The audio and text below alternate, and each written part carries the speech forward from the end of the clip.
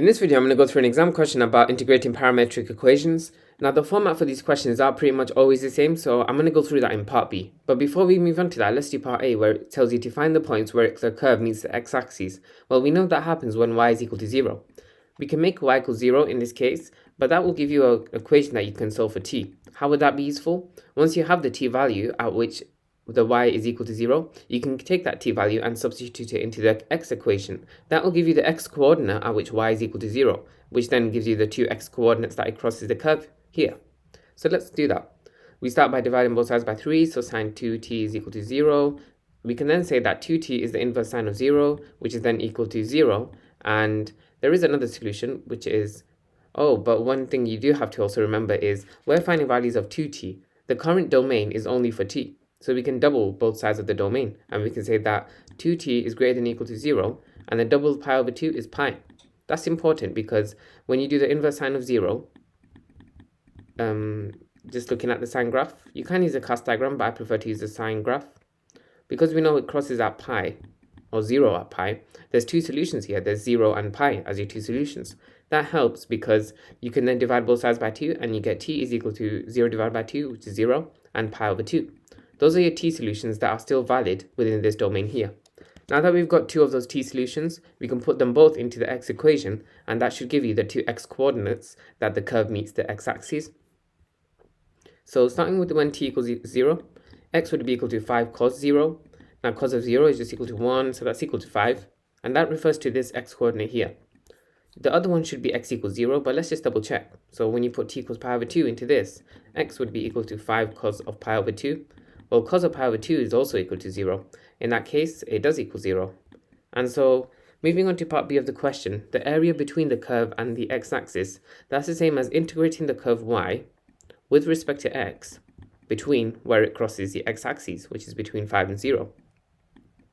Our goal now is to replace every variable here, so it's now in terms of t. So let's do that, taking each step by step. To start with, we can replace y with the function 3 sine 2t. Now that that's in terms of t, we can replace the limits of x equals 5 and x equals 0. Now that's just looking back at what we did before. We got that x was equal to 5 when t itself was equal to 0. And we got that x is equal to 0 when t is equal to pi over 2. It doesn't matter that the lower limit is larger than the upper limit. Don't worry too much about that right now. But we replace everything except dx in terms of t. How we replace dx is use the fact that dx can also be written as dx by dt multiplied by dt. How you can find dx by dt is by differentiating 5 cos t. In this case, it differentiates to minus 5 sine t, so we can write this out as minus 5 sine t multiplied by dt. I'll show you a trick as well, how to get rid of the minus. When you multiply these variables together, 3 times minus 5 is minus 15, so we have the integral of minus 15 sine 2t sine t. Not only that, we can attach a dt at the end, as well as include the limits of 0 and pi over 2. Now, sine of 2t, that uses the double angle formula. There's a formula that says sine of a plus b is equal to sine a cos b. I'm just going to very quickly write this out. You can skip a few seconds if you'd like. Plus sine b cos a. In this question, we're going to replace a with t and b with t, because t plus t gives you that 2t. Then we get sine t cos t plus sine t cos t, or just equal to 2 sine t cos t. This is useful because now we can replace this sine 2t with 2 sine t cos t. Let's now think about what to do from there. Well, first of all, minus 15 times 2 is minus 30, but now here's the trick where I'm going to introduce to you.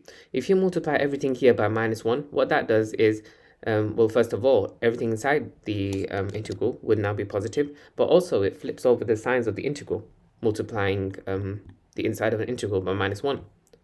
15 times 2 is 30, and then we have sine t times sine t, which is sine squared t, and then we have multiplied by cos t, and then dt. We finally ended up at a function that we can integrate, and integrating this will allow you to find the area between the curve and the x-axis. Now, how do we integrate this? Because this is a whole nother topic itself. So let's take this step by step again. Well, it would actually be integration by substitution. And what I tell my students is whenever you're multiplying two functions and those two functions are the same types of functions, for example, here we have a trig function multiplied by another trig function, that's where you have to use integration by substitution. So what do we substitute as u? Well, it doesn't make sense to substitute cos t because du by dt would be minus sine t, and we want to replace sine squared. We wouldn't be able to do that by differentiating. Another factor that doesn't work is when you replace u with sine squared t, because then when you differentiate, you're going to end up with several terms, not just cos t, so you won't be able to replace cos t. Instead, if you introduced u as sine t, you can then replace sine squared t with u squared, and you can also introduce the fact that du by dt is equal to cos t.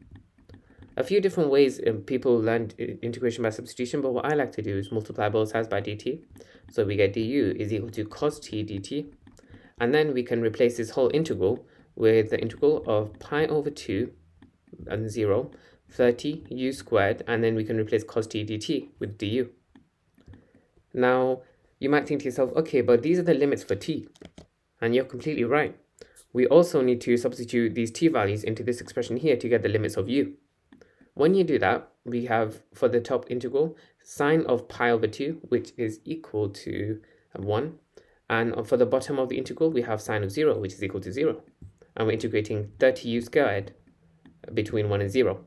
We finally ended up on an expression that requires a simple integration, which I'm sure you guys know how to do. Hopefully you guys are seeing why this is a 7-mark question.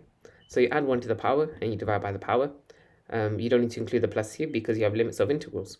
30 over 10 is equal to 10, so that becomes 10u cubed, all integrated between 1 and 0. We now have 10 lots of 1 all cubed minus 10 lots of 0 all cubed. 10 times 1 is 10 minus 0, which is just 10. And that's your final answer to this question.